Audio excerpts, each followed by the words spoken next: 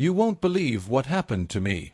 Just the other night, I was at this lavish event, the kind where everyone's dressed to impress, glasses in hand, the air filled with laughter and light banter.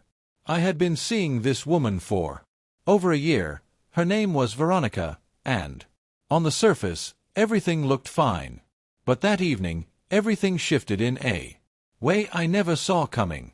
We walked in together, side by side, or so I thought. The place was crowded with her friends, some of my colleagues, and a few familiar faces from the past. Most were strangers to me, but that didn't matter. Veronica looked uneasy, her eyes scanning the room like she was searching for someone. I shrugged it off, thinking she was just overwhelmed by the crowd. Then it happened. While we stood near the middle of the gathering, she suddenly chose to make a remark. Not softly, not in private. No, she spoke loudly enough for everyone to hear, comparing me to her ex with a smirk that cut deep. Laughed as she said it, the kind of laugh that felt rehearsed, almost performed, as if she expected the crowd to cheer. He's nice, but he's not like my ex, you know, she said, staring at me with that cold smile. The room froze for a beat. People paused mid-sip, mid-smile, mid-sentence. The awkward tension sliced through the noise, through the music. My stomach sank. I wished I could vanish. My first instinct was fury. I felt my face burning, my fists curling without thinking. A part of me wanted to snap, to call her out, to make her regret throwing me under the bus so publicly. But then I caught the looks around me, the raised brows, the hushed silence of people who were waiting for me to explode. And in that moment, something shifted inside me. I knew if I lashed out, I'd only fuel the scene she wanted. So instead, I did the one thing nobody expected. I smiled. Slow, steady smile that surprised even me. I leaned in just enough, kept my voice calm yet clear, and said, "You know, comparisons are interesting. Everyone has their type." I didn't raise my tone, didn't argue, didn't demand an apology. I just laid it out like it was. Simple truth. The effect was immediate. People whispered. Some chuckled awkwardly, unsure how to react. Veronica's smirk vanished, her face flashing from playful to stunned. She thought I'd crack, lash out, crumble. Instead, I stayed calm, collected, and unshaken.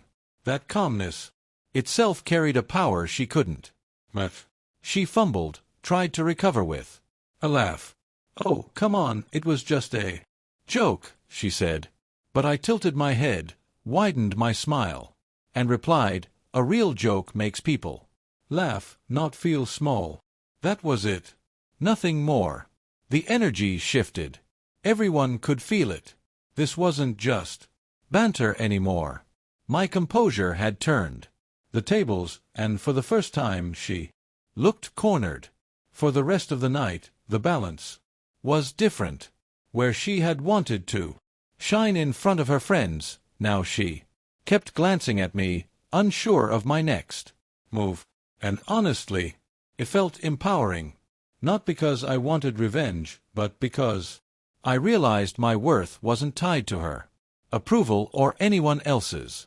By the end of the night, a few people approached me quietly, impressed with how I'd handled it.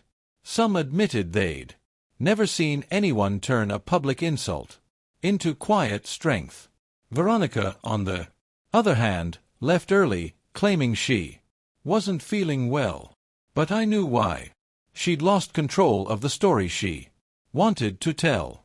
After that night, things between us changed forever. I knew then that if someone can openly compare you to an ex, they don't value you. And if respect isn't given in private, it won't ever exist in public. I never confronted her. Later, I didn't need to. My reaction already said everything. Looking back, that night marked a turning point for me. I learned that true power isn't about shouting louder or cutting others down. Real strength is keeping your dignity, your calm, your sense of self intact.